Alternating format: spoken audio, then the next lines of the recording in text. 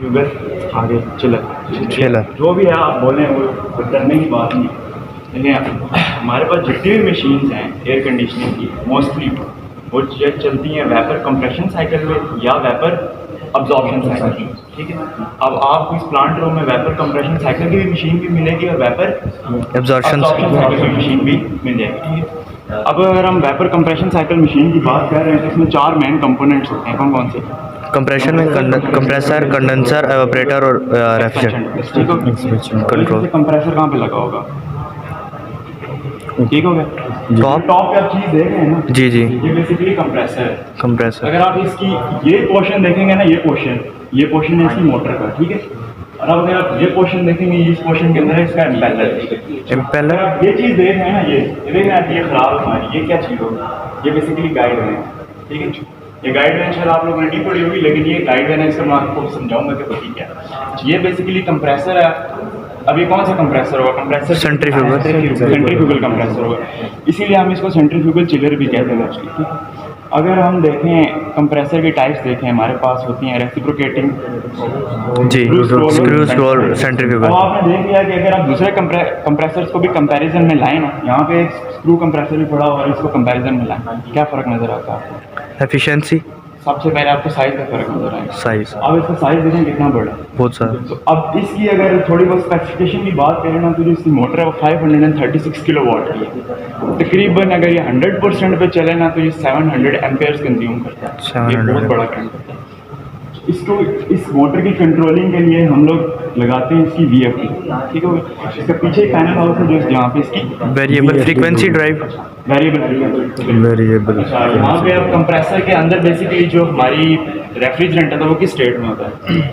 Compressor के अंदर vapours, vapour state होता है। अगर हमारे जो इसके अंदर जितना भी साइकिल हो रहा है, क्या हमारी जो रेफ्रिजरेंट है वो हमेशा गैस की उसमें रहता है या चेंज लिक्विड में? जी, अगर मैंने रेफ्रिजरेंट को लिक्विड में चेंज करना है तो मैं क्या चीज़ यूज़ करूँगा? Heat exchanger. Heat exchangers. अब थोड़ा बहुत हम ये समझ लेते हैं कि यार यहाँ से ना मतलब गैस की साइकिल किस तरह है।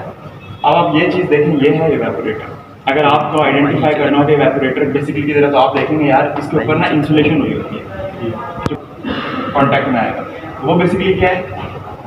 कंडेंसर। तो ये बेसिकली क्या हुआ? इवेपोरेटर। अच्छा, कंडेंसर और इवेपोरेटर बेसिकली ये देखो, ये कौन सा शेल एंड ट्यूब टाइप है। अब हमारे पास डबल ट्यूब टाइप भी होते हैं, फिन्स टाइप भी होते हैं। अगर आपने स्प्लिट एसी का आउटडोर यूनिट देखा हो, जी, देखो उसमें कॉइल होते हैं, fins and coil, basically heat exchanger ही है। सिस्टम है हीट, ये भी एक हीट एक्सचेंजर की टाइप है। कौन सी टाइप है? Shell and tube heat exchanger. अब इसमें एक शेल है और इसमें एक ट्यूब है। अब मुझे बताओ ट्यूब के अंदर क्या चीज़ होगी? रेफ्रिजरेंट और वाटर ही है। ट्यूब के अंदर क्या होगा? ट्यूब के अंदर वाटर होगा। वाटर। शेल के अंदर रेफ्रिजरेंट। जी, चीज़ें आप लोगों ने याद रखनी है। अगर आप कहीं इंटरव्यू देने जाए, आपसे पूछ ले कि यार मुझे बताओ ट्यूब के अंदर क्या होगा, आपको वाटर होता है ट्यूब के अंदर, और शेल के अंदर क्या होता है? रेफ्रिजरेंट है। इधर भी उधर भी, दोनों साइड। अच्छा, अब हम इसमें गैस के साइकिल को समझ लेते हैं कि गैस किस तरह बेसिकली कंप्रेशन साइकिल्स। इवेपोरेटर के अंदर बेसिकली क्या हो रहा होगा? हमारे उसके वेपर्स, अब वेपर्स लिक्विड से वेपर यहाँ से वो जाएंगे बेसिकली यहाँ, ये सक्शन एल्बो है, इसको हम बोलते हैं सक्शन एल्बो। ठीक है, ये जाएंगे किसके अंदर? कंप्रेसर के। कंप्रेसर के अंदर। कंप्रेसर ने क्या करना? उसका प्रेशर कंप्रेस करना, उसका प्रेशर और बढ़ा देना और वॉल्यूम डिक्रीज करना है। ठीक हो गया। अब जब प्रेशर इंक्रीज हो गया हमारा, तो हमने उसको कहाँ भेज दिया? कंडेंसर में। अच्छा, कंडेंसर के अंदर बेसिकली हम क्या चाह रहे होते हैं? हम वेपर्स को रिमूव करके उसको लिक्विड फॉर्म कर। तो जब हम हीट को रिमूव करेंगे तो वो कौन सी स्टेट में चला? लिक्विड फॉर्म में। लिक्विड फॉर्म में चला जाए, लिक्विड फॉर्म में चला। अब आप अपने पीछे देखें, ये आपको कंडेंसर नजर आ रहा है। ठीक है, कंप्रेसर के बाद सीधा किधर गया? कंडेंसर में। ठीक है, अब कंडेंसर में किस चीज़ में वो कन्वर्ट हो गया? लिक्विड फॉर्म में या semi liquid form? Semi liquid. उसके बाद हम लोग क्या करते हैं? Expansion device. अब आप वो देख रहे हो, वो बड़ी सी जो है ये बेसिकली फ्लोट वॉल है। ठीक है, जब बड़े लेवल पे चले जाते हैं आप फ्लोट वॉल यूज करते हैं एक्सपेंशन। इसमें होगी expansion, high side float wall. आपको ये मिलेगा यहाँ पे कूल्ड लिक्विड। ठीक है, अब कूल्ड लिक्विड रेफ्रिजरेंट आपको मिल गया। उसके बाद फिर क्या होगा? फिर वापस वेपर बनेंगे, गैस का फ्लो यूनिट। अभी आप गैस का फ्लो समझ, कंप्रेसर में जाएगी, उसके बाद कंडेंसर में, फिर एक्सपेंशन डिवाइस, फिर इवेपोरेटर। अब आप यहाँ पे अब आपको 2 और साइकिल समझने हैं, वो है वाटर की साइकिल। यहाँ पे आप बेसिकली डायरेक्ट एयर को कूल नहीं कर रहे, यहाँ पे हम वाटर को कूल कर रहे हैं और water with the help indirect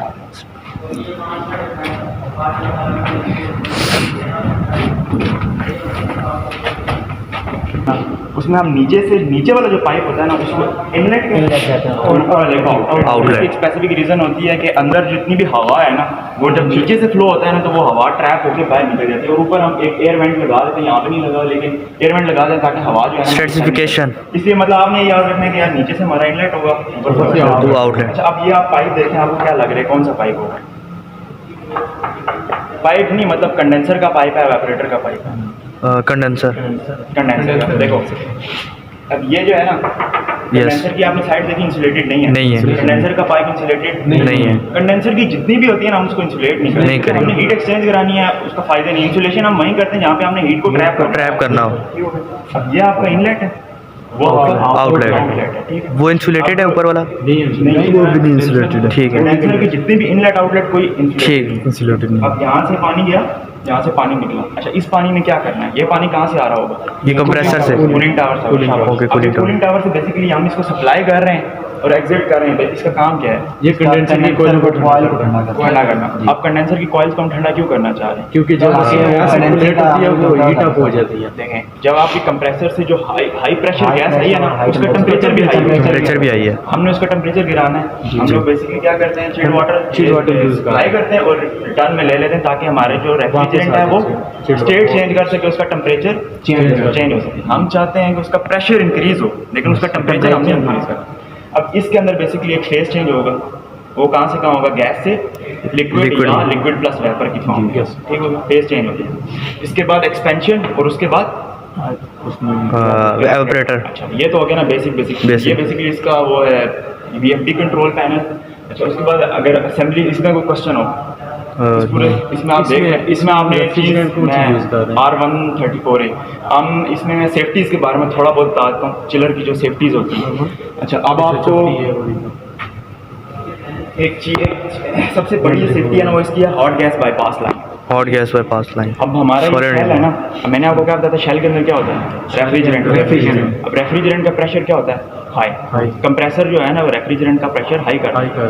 जब वो हाई प्रेशर रेफ्रिजरेंट इसके अंदर आएगा तो इस मेटल की भी एक स्ट्रेंथ है। ये ना हो कि इस जो रेफ्रिजरेंट है इसका प्रेशर मेटल की स्ट्रेंथ से बढ़ जाए या उसके बराबर हो जाए मेटल। ठीक है तो अब हम लोग क्या करते हैं? अब हम इसकी सेफ्टी के लिए हमारे पास क्या होगा? एक प्रेशर रिलीफ वॉल्व, वो आप सामने देख रहे हैं, वो ऊपर जो लगे हैं वो ऊपर जो आप चार ये बेसिकली ये क्या है? प्रेशर रिलीफ वॉल्व है कि अगर अल्लाह ना करे कि आपका प्रेशर फॉर एग्जांपल 200 मेगापास्कल है, ठीक है, आपका 180 190 200 को जैसे ही टच करेगा ना वो वॉल्व ओपन हो जाएंगे। वो क्या करेंगे? जितनी भी गैस है ना उसको रिलीज करवा देंगे ताकि आपका जो ये मेटल है ये सेफ लास्ट ना करेगा। ये एक पहली सेफ्टी किस चीज़ की है? Pressure increase, pressure relief valve. ठीक हो गया कि अगर आपका एक्सेस प्रेशर है वो रिलीफ हो जाए। और दूसरी अगर हम देखें hot gas bypass line, hot gas bypass line मैं आपको दिखाता हूँ। ये जो चीज़ है ना ये लाइन आप देख रहे हैं ये कंप्रेसर के आउटलेट पे और एवापोरेटर के इनलेट पे जी, आपने लाइन डिफ्रॉस्टिंग के लिए। ठीक है, ये बेसिकली है हॉट गैस बाईपास लाइन। ये क्या है कि अगर आपका प्रेशर बहुत ज़्यादा हो गया तो ये क्या करेगा? बीच से ये वॉल्व खोलेगा तो जो कंप्रेसर के आउटलेट पे जितनी भी गैस बन रही है ना वो कंडेंसर के अंदर नहीं जाएगी, वो सीधा एवापोरेटर के अंदर जाएगी ताकि इसका प्रेशर और इंक्रीज ना करे। दो सेफ्टियाँ मैंने आपको टोटल करनी। एक कौन सी? एक प्रेशर रिलीफ वॉल्व की और दूसरी हॉट गैस बाईपास लाइन। ये हम लोग सोलेनॉइड वाल्व यूज़ करते हैं ना बेसिकली उसमें। तो इसमें कौन सा वाल्व है? इसमें बेसिकली ये लगा होता है एक्चुएटर, मोटराइज वाल्व होता है। अच्छा, एक्चुएटर मोटराइज। सोलेनॉइड वाल्व में क्या होता है कि आप मैग्नेटाइज डीमैग्नेटाइज करते हैं। जी, आप करंट दोगे वो मैग्नेटाइज होगा, आप करंट दोगे निकालोगे डीमैग्नेटाइज होके बंद होगा। ये बेसिकली ये इसका ना सारा कंट्रोल इसके पास है। ये इलेक्ट्रॉनिक है, मतलब ये खुद ही बेस्ड ऑन के अगर इसका VFD के पास ऑटोमेटिक है। अच्छा अब इसके अंदर कोई क्वेश्चन हो क्योंकि इसके बाद फिर हमने पढ़नी ये असेंबलीज। ठीक है कि इसकी इनलेट पे कौन सी इधर है एक चीज़ है, ये चीज़ है क्या है? पंप। ये क्लैडिंग है, पंप नहीं है, पंप तो उधर लगे। ये क्या है? ये क्लैडिंग है। इस क्लैडिंग के नीचे क्या होगा? इंसुलेशन होगा। इंसुलेशन उसके नीचे फिर वो उसके नीचे वो वाला पाइप होगा जो आप वो देख रहे हैं ना। अब ये हमने क्लैडिंग भी की है, इंसुलेशन भी की है। इसका क्या मतलब है कि कौन सा? ये एवेपोरेटर के पाइप।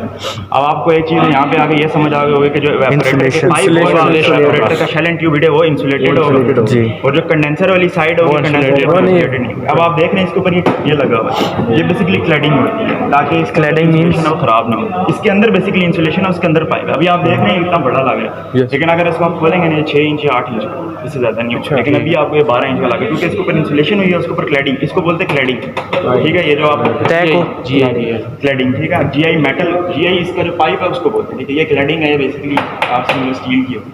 अच्छा, ये जो है कौन सी साइड है एवेपोरेटर से। इस पूरे में से आप कुछ क्वेश्चन कर लो और एग्जैक्ट तो मुझे फिर देखने पड़ेंगे कि कितने होते हैं, एग्जैक्ट वर्डिंग मुझे याद नहीं। बाकी ये है कि जो हमारा चिल्ड वाटर इन होता है ना, जो रिटर्न आता है वो तकरीबन आप समझ लो कि जब हम स्टार्ट करेंगे ना तो वो होगा 14, 16, 16 डिग्री सेल्सियस, 15 डिग्री सेल्सियस इतना होगा। तो जो हमारा सेट पॉइंट होता है ना, अब देखो अभी सर्दियाँ हैं जी, अभी हम लोग इसको चला नहीं रहे, लेकिन जब थोड़ा आप 1 महीना पहले चले जाओ तो मतलब हल्की सी रिक्वायरमेंट होती है बिल्डिंग की के चिल्ड वाटर दिया जाए, तो हम लोग सेट पॉइंट अपना इंक्रीज़ कर लेते हैं। फॉर एग्जांपल 8 पे चले जाए, मिनिमम जो है टेम्परेचर चिल्ड वाटर का दे सकते हैं ना वो 6 डिग्री सेल्सियस दे सकते हैं। तो आप ये समझ लो कि जो आपका इनलेट चिल्ड वाटर है जो बिल्डिंग से आ रहा है वो होगा 18, 16, ठीक हो गया। और जो हम बिल्डिंग में बेचते हैं जो वो 6 होता है इन मंथ ऑफ जुलाई, मई, जून, जुलाई, जहाँ पे सही गर्मी होती है 40, ठीक है, पीक आवर्स जो होते हैं हमारे। और उसके बाद अभी जब थोड़ा डिक्रीज होता है तो हम अपना सेट पॉइंट इंक्रीज़ कर लेते हैं, 8 डिग्री सेल्सियस कर लेते हैं। या बेसिकली जब आप फील्ड में जाओगे थोड़ा बहुत एनालिसिस, आप लोग में से बहुत से लोग चिलर ऑपरेटर होंगे, बहुत से लोग वो आप लोगों को थोड़ा खुद ब खुद नॉलेज आता रहेगा कि यार अभी मैंने कितना सेट पॉइंट रखना है, अभी कितना सेट पॉइंट रखना है। तो अभी बेसिकली हम लोग या 8 रखते हैं या 6, मिनिमम जो है वो 6 होता है। 6 डिग्री सेल्सियस हम लोग चिल्ड वाटर प्रोड्यूस करते हैं इस चिलर से और हम बिल्डिंग में बेचते हैं। अगर आप इन टेम्परेचर की बात करते हैं तो ये जो टेम्परेचर सप्लाई हो रहे होते हैं 28, 27, 26 कूलिंग टावर के परफॉर्मेंस पे होता है, और जो यहाँ से हीट एक्सचेंज होकर निकल रहा होता है 35, 36 इतना टेम्परेचर हमारा निकल रहा होता है। 10 तकरीबन आप समझ लो 35 डिग्री सेल्सियस। इन 35 और आउट इन जो हो रहा होगा वो 28 हो रहा होगा, आउट 35 हो रहा होगा। 28 और 35 और कूलिंग टावर से आ बिल्कुल ठीक हो गया। अच्छा, अब आप और इसको हीटिंग से कूलिंग पे शिफ्ट करने के लिए क्या चीज़ यूज़ करते हैं? मेरी जो आपका सेंट्रीफ्यूगल चिलर होता है ना वो कूल ओनली होता है, ओनली कूलिंग करता है, ठीक वेपर है। कंप्रेशन साइकिल जो है, ये जो सेंट्रीफ्यूगल चिलर है ये कभी भी हीटिंग पे नहीं चलेगा। आपसे कोई इंटरव्यू पूछ ले कि अच्छा, जो है मतलब वो जो सर बात करते हैं उसकी कर रहे थे, उस पे जाओगे ना वो हीट एंड कूल बोथ है। ये जो है ये कूल ओनली है, असल में वो सर कह रहे थे ना कि हमारे पास हीटिंग और कूलिंग दोनों शिफ्ट करने हैं। मैंने कहा इससे मतलब कैसे, फिर कौन सी चीज़ लगा के करनी है? यहाँ ये सिर्फ कूल ओनली है, ठीक हो गया। अब आपने साइकिल तो पढ़ा हुआ है ना, देखो मैं आपको बड़ी आसान से एक रियल लाइफ सिनेरियो, आपको स्प्लिट एसी का पता है, कंप्रेसर होता है, कंडेंसर होता है, एक्सपेंशन डिवाइस होती है, एवापोरेटर होता है, यही चीज़ है। यही है, आप इसके अंदर भी देख लो, कंप्रेसर यही है, कंडेंसर है, एक्सपेंशन डिवाइस है, एवापोरेटर है। अब उसमें कौन सा कंप्रेसर लगा होता है? Scroll screw. अब जो नए आ रहे हैं अच्छे वो स्क्रोल या स्क्रू कंप्रेसर, ये इसमें कौन सा लग गया? Centrifugal compressor. उसमें जो एवापोरेटर होता है वो कौन से टाइप का होता है? Operator cross flow heat exchanger basically उसको बोलते हैं, या उसको अब्जॉर्प्शन साइकिल की बात। अगर आप वेपर कंप्रेशन साइकिल को कंपेयर करोगे, इसमें सिर्फ रेफ्रिजरेंट गैस है जो गैस की फॉर्म में भी होती है, लिक्विड की फॉर्म में भी होती है, चेंज होती रहती है, फेस चेंज होती रहती है। अच्छा, एक बात, जब भी हमारा फेस चेंज होता है आपने देखा होगा कि कंप्रेसर के बाद निकला गैस बनी जी, एग्जिट पे लिक्विड बना, एवापोरेटर में लिक्विड इन हुआ, गैस आउट हुई। जब भी हमारे कोई चीज़ फेस चेंज करती है, गैस से लिक्विड में जाएगी या लिक्विड से गैस में जाएगी, हीट एक्सचेंज, वहाँ पे हमारे जो भी लिक्विड है उनके टेम्परेचर ड्रॉप होंगे, ठीक है। अब देखो यहाँ पे कंप्रेसर में अगर हम एवापोरेटर की बात करें, लिक्विड रेफ्रिजरेंट जो होता है ना उसका टेम्परेचर 4 डिग्री सेल्सियस होता है, जो ऊपर जो कंप्रेसर पे जाके बनता है उसका तकरीबन 8-10 डिग्री सेल्सियस। तो हीट एक्सचेंज होती है, जहाँ पे भी फेस चेंज होगा वहाँ पे हीट एक्सचेंज होगा, ठीक है। देखो वो गैस पॉइंट है, चार्जिंग यहाँ से हम लोग क्या करेंगे, गैस चार्ज।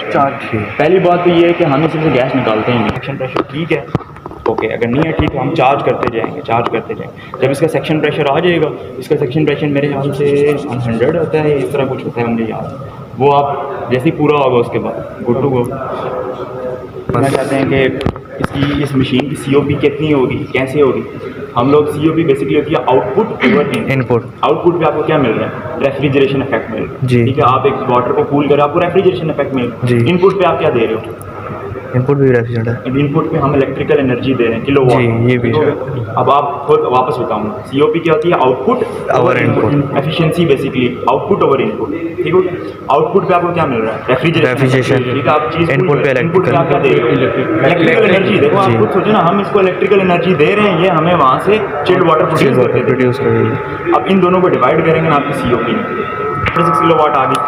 अब ये 800 TR का चिलर है, 800 TR में कितने किलोवाट होंगे, 800 एक टन में कितना किलोवाट होता है, 1200 बीट वो तो 1200 BTU होता है। समझे तो 1 TR में आपके 12,000 BTU पर आवर होते हैं जी। ओके हो गया। इसमें होते हैं 3.5 किलोवाट, ठीक हो गया। 3.5 इसमें होते हैं 12 MBH। और कोई यूनिट TR, इसको TON ना लिखा करो, हमेशा ये बात याद है ना।